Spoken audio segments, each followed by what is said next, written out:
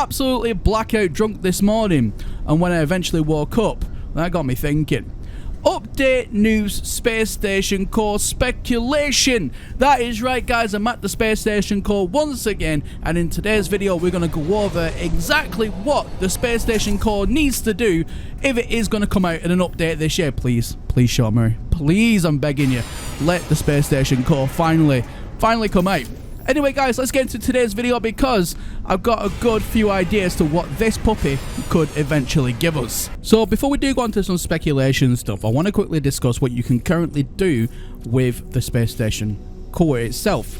So if you go into that cheat menu there and you turn it all down and essentially put everything for free, what you can do is you can restore standing. Now this will go and restore standing depending on what kind of system that you're in. So for example, if you're in the Corvic system like I am right now, it will restore Corvic standing, and it goes from level 1 to 9.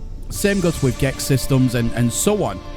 Now you can carry on doing this as many times as you want and completely for free. As you just seen there, I don't actually have any of these forged passports on me at the minute, but yeah, I'm still able to pretty much cheese the system and get unlimited standing, well, 9 standing anyway.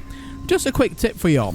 Now, another thing is, at the moment, as we all know, you can get one of the override codes, put them in, and you'll get some dialogue, and it will just basically say glass, glass, glass, and that's it. And override codes are very difficult to come by unless you've got a whole stack of them duped, which obviously I do for when this space station core becomes live. So that's just a quick what you can do with the space station core currently, and it's not much at all. So what I imagine the space station core is this. You go ahead, you give it a code override, whatever it is, and that space station then becomes yours. So then for every ship that subsequently lands on your platforms, you have to pay some sort of fee.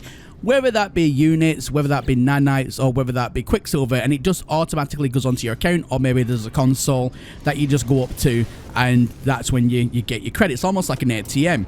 I think that would be really cool. What the hell is that ship doing? Did you see that? But still, that's what I kind of envision. Now, another thing that I really want to see is, for example, if you did own a space station, then I want to be able to rearrange it to my liking. So for example, all of these shops that are behind me right now, and all of these stalls and all these like mission givers and things like that, I want to be able to rearrange them. I want to be able to put them in whatever I want. I want to be able to take some shops away or some like mission pods away or whatever, and maybe put some on the other side, or maybe just get rid of them altogether, you know, reallocate things a little bit and make the space station completely unique. Because, you know, I envision at the end of the day that if players want to come to your space station, then maybe they got to pay a toll or something, and maybe you can have something unique in your space station that, let's say, there's not for another 1,000 jumps or something in any direction, or 100 jumps, or whatever the case may be. I think that would be absolutely amazing. But I don't want it to stop there either. Because what I also want, and what we'll do is we'll jump in our ship and we'll go into space, because I want to show you something. So if I go ahead and I pull up the galaxy map, now as you can see right now, there's a little dot there. Now that's the space station that, let's say, we have just gone ahead and took over. And then, for example, if there's like factions in the game, or if there's some sort of mechanic where, for example, everyone who's built on my Civ planet can go ahead and join it into an actual Civ. Maybe it's not called factions, maybe it's actually called civs or civilizations. You know, you join, let's quote-unquote faction, and then you can go ahead and have that title above that particular space station. But it's not just one space station that you're down on. Maybe you could do it to a whole region. And the whole point of this would be for you to own that piece of space, that real estate, that piece of the galaxy. And then it's up to other individuals to come in and take it over, bargain, buy it off you, whatever the case may be. And I think that would definitely increase replayability. I mean, as you can see on the graphics here, I mean, I just see this having so much potential, and I feel like this is definitely what No Man's Sky personally needs for my own personal taste. I know everyone's got a different opinion about this, and some people definitely agree with this, some people are kind of on the fence about it, and some people are like, no, keep this kind of stuff out of No Man's Sky, which is perfectly fine.